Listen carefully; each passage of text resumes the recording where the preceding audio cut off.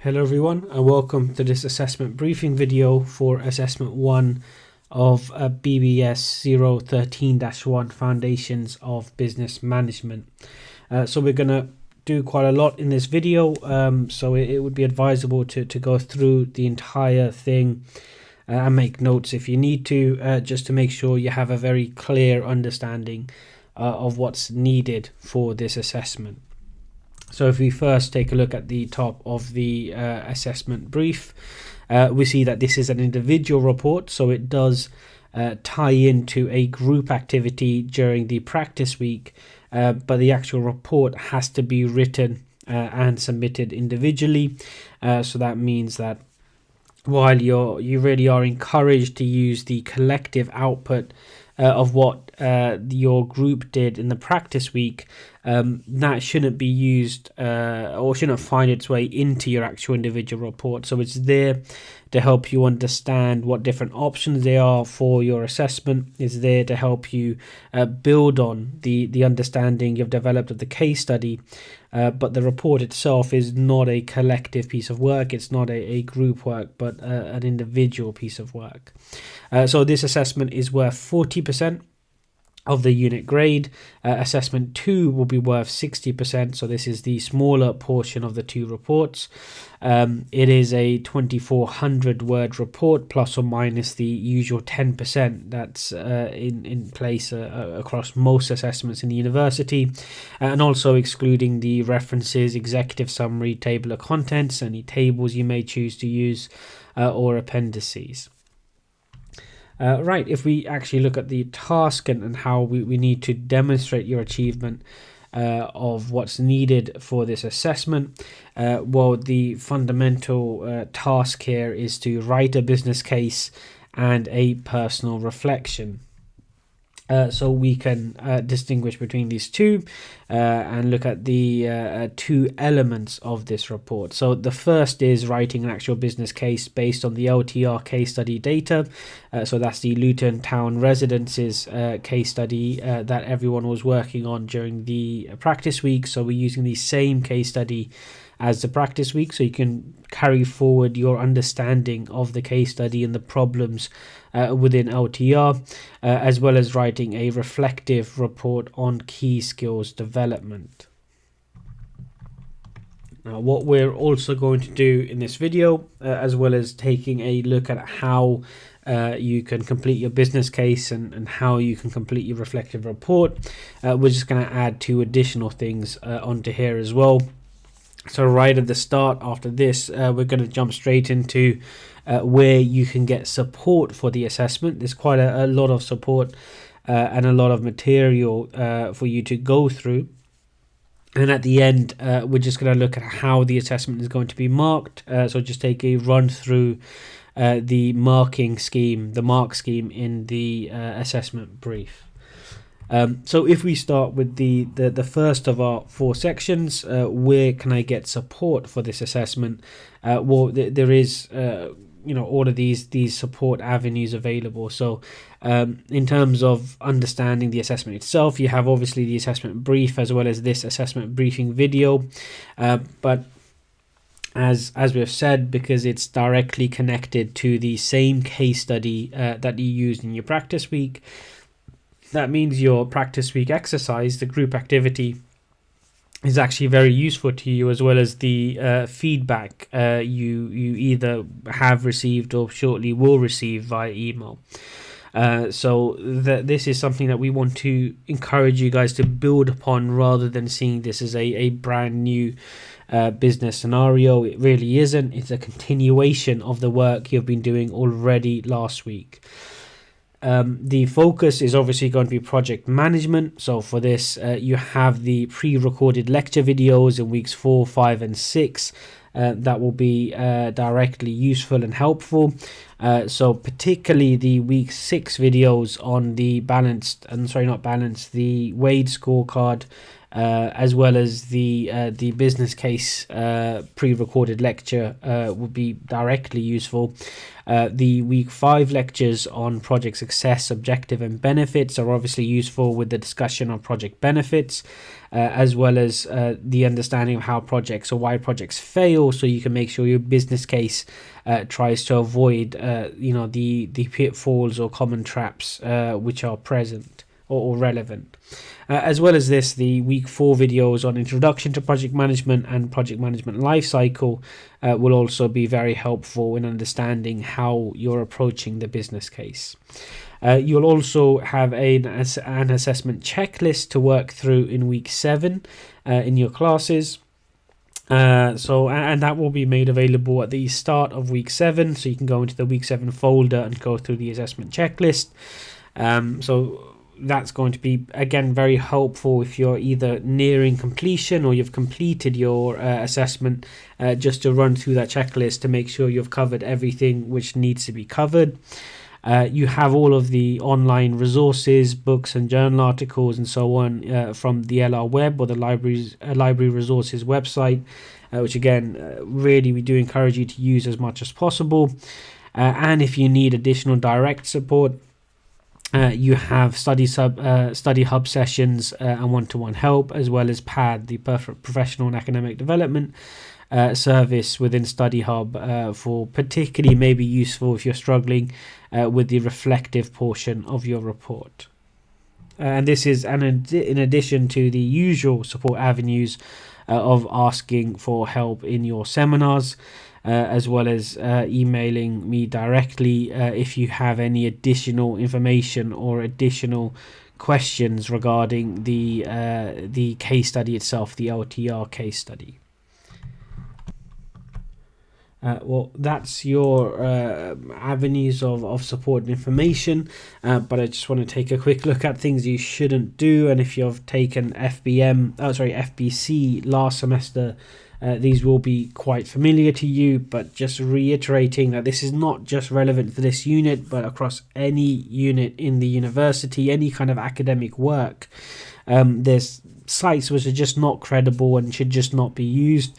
So Wikipedia, as much as I think Wikipedia is a brilliant collaborative project across the whole of the globe, it is not a source which is readily or easy to see who has made which edits and who's written what. So it's not credible for academic purposes. Investopedia, businessballs.com, dictionary.com, all of these are fairly lazy and not particularly credible sites.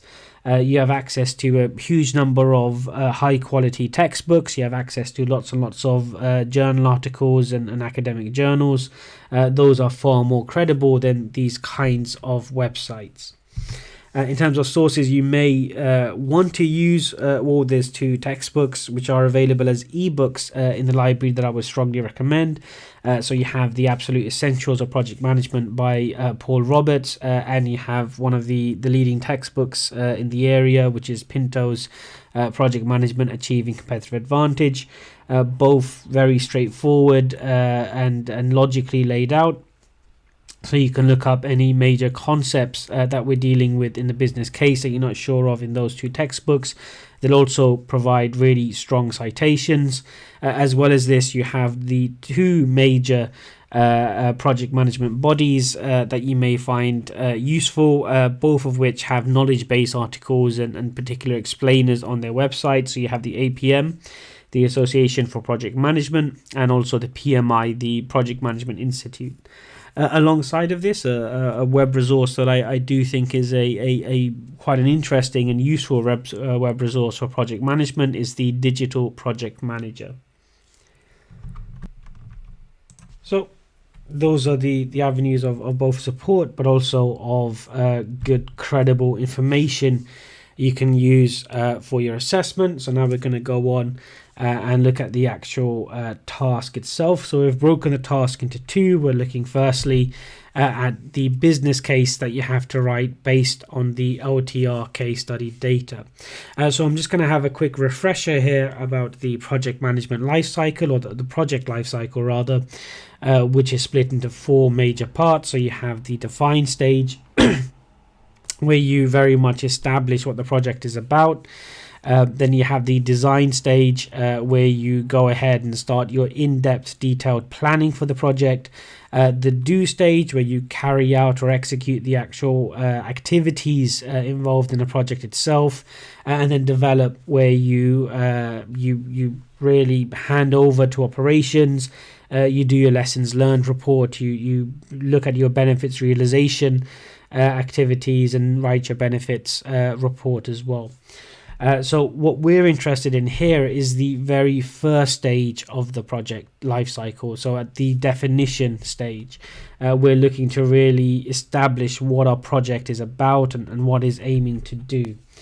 So if you look at some of the key things that are involved in the first stage of the define stage, the first stage of the project lifecycle, and we apply it to our case study, we can break this into two distinct areas.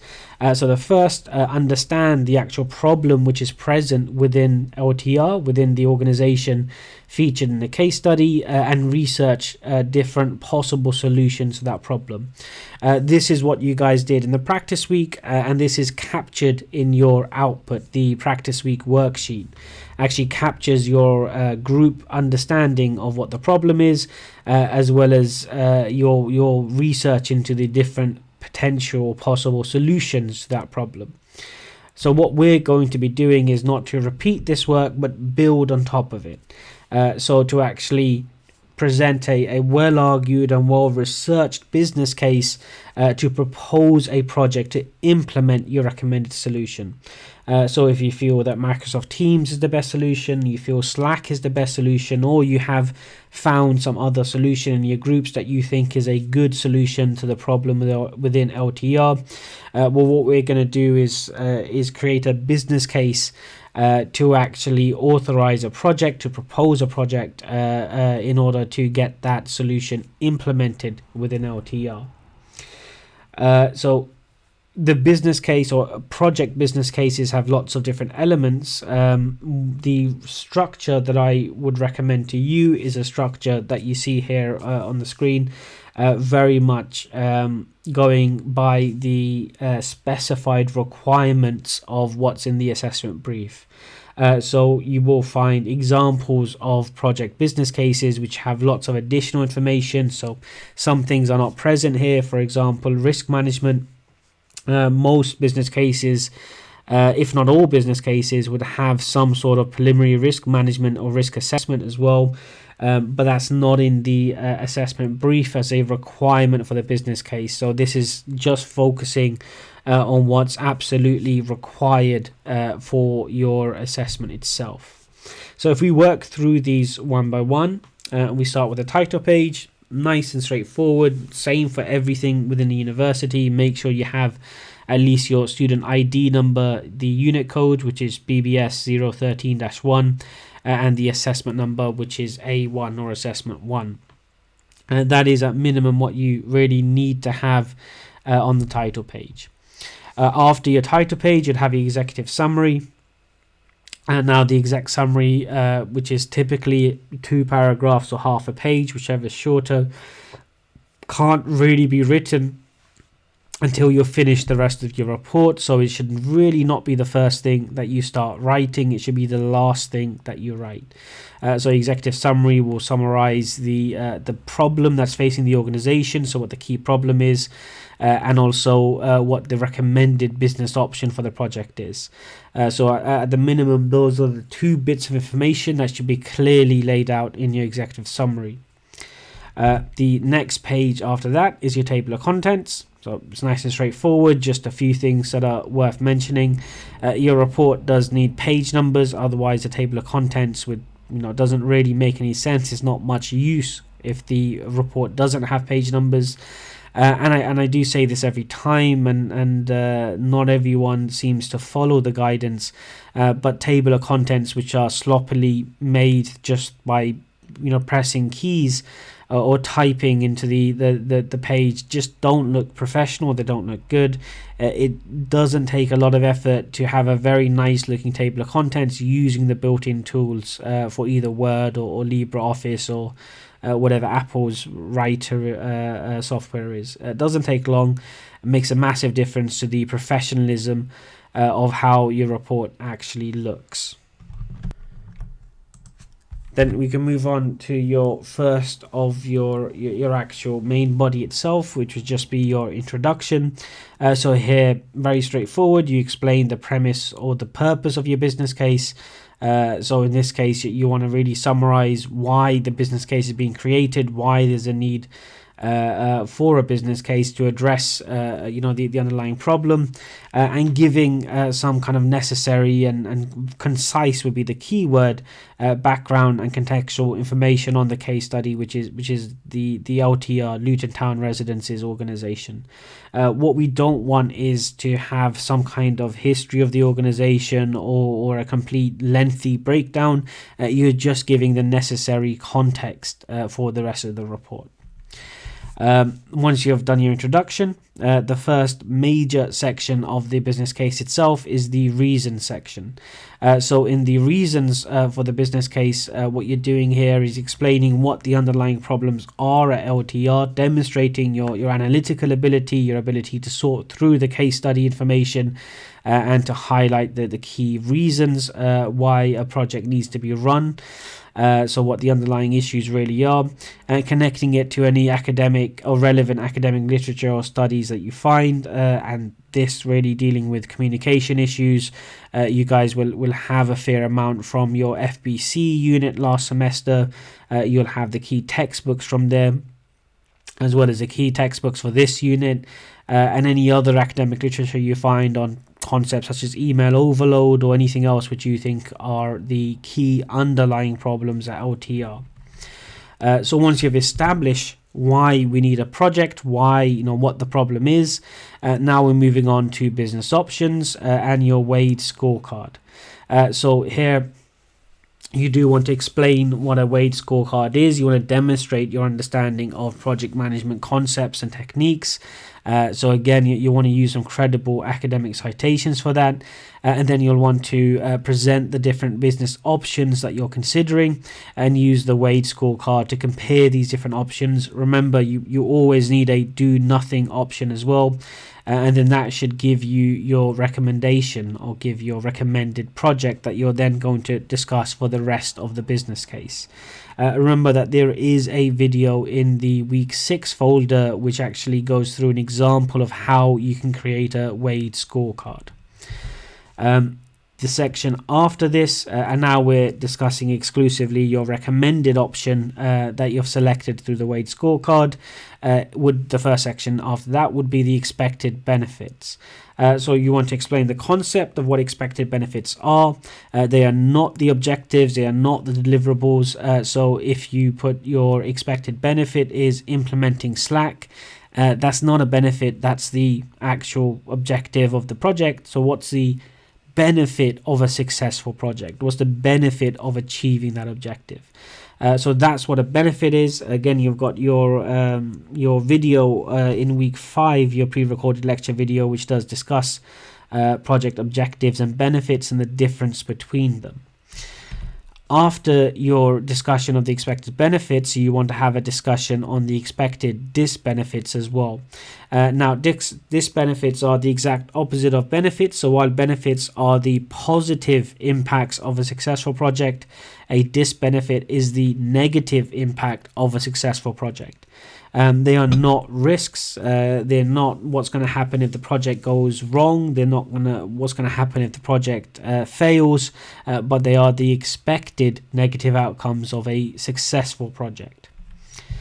Once you have that discussion, the two constraints that we're going to discuss, timescales and costs. Now, both are going to be estimated. In one case, because this is just an assessment, you're not actually asking for real money to run a real project, but also because at the business case stage, we're still waiting for the project to be approved to start doing our in-depth detailed planning in the design phase. So we are just working with estimates at this point in the project lifecycle. So with the timescales, present your estimated timescale for the proposed project. You can use a Gantt chart timeline. You can describe it. Having a visual representation would probably be better and would be really good, but it is ultimately up to you. And then you'll do the same for your costs as well. So explain the use of estimated costs and budgets in project management, and then present your estimated cost for your proposed project. You then have your relatively short conclusion. So summarize the key points, the key underlying problems, the reasons for the project, the recommended business option, and what you think the most important justifications or aspects of your proposed project are. And then you can go on to the reference list. Now that has to be properly referenced. I've pointed out various points where you should have references and citations to support your business case itself, as well as in-text citations. And then you'll have your matching reference list at the end. Do make sure you use a proper Harvard UOB format. There's lots of referencing guides and help available in LR Web and Study Hub if you're having trouble with this. Just a quick reminder that your actual word count only goes from your introduction to the conclusion. So your title page, executive summary, table of contents, and reference list are all excluded from the word count. So if we move on to the third section that we're going to cover in this video, so looking at the second part of the assessment task, which is writing a reflective report based on key skills development. So from the assessment brief, we see that this personal reflection should be based on your learning experience of the unit to date. So using specific reflective models and concepts to derive insights, develop insights from your experiences. We're not just looking for you to describe what you've done or to list the different areas that you've looked at. We actually want insights and real reflection. So there's plenty of specific activities, exercises, and experiences.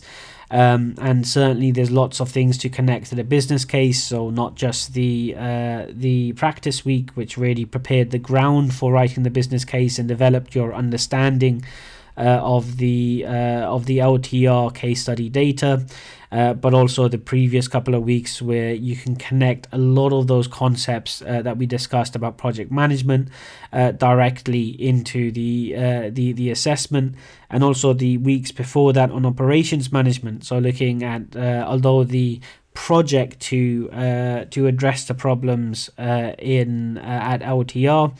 That project is a project, so we're using project management concepts. The actual problem of communication collaboration is very much an operations management problem that we're using a project and using project management concepts to address. So there's lots and lots for you to reflect on, lots of things that you can connect, lots of activities, exercises, and so on that you could directly plug into the assessment and get a good, strong reflection. Just a few things just to reiterate that I think are obviously really important. Don't just describe, actually reflect. So consider the learning process, consider what was challenging, what was easy and straightforward, and also why. So why did you find something challenging? Why was something simple and straightforward? Perhaps you have some project management experience, or you have some relevant knowledge in the area. Did you learn anything which challenged your existing knowledge, or did it support what you already knew? And how could this be used in the future, both for your academic career as well as your professional career? So make sure you do keep it connected to key skills development as well. So try and break down and organize your reflection and your thoughts in those key skill areas. So communication, numeracy, ICT, problem solving, and working with others. So clearly you can connect that to your practice week work even though the assessment itself is individual. Use theories such as Belbin, Tocqueville, and Kolb, so Kolb's reflective cycle, to develop your thoughts into real reflection. And unlike the business case, which like all academic work is written in the third person, the reflective report typically is written in the first person.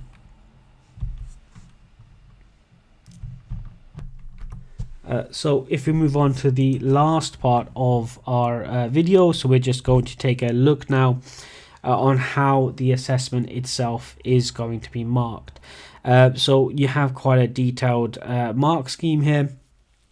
There's absolutely plenty that we can run through, and the goal is that you're able to look at the mark scheme, look at your work, and actually if you're honest with yourself and you evaluate your own work, you should have a reasonably good idea of how it's going to score. So 10% is based on your introduction and the actual summary to the case study and the assignment, so demonstrating your knowledge of the case study, how well you've understood the case study, as well as how well you've understood the assignment. Then 25% is going to be based on your understanding of the actual business functions, the unit topics, the concepts, evaluation, and the discussion of the case study. So how well you've actually evaluated various elements, how well you've looked at your potential business options to solve the problem presented in the case study, and how strong your justification for that recommended business option is. So if you've chosen, again, Microsoft Teams, Slack, Whizware, or whatever other solution you've chosen, how well that actually connects to the problems in the case study and how well it meets the requirements of the stakeholders involved, particularly the employees of LTR.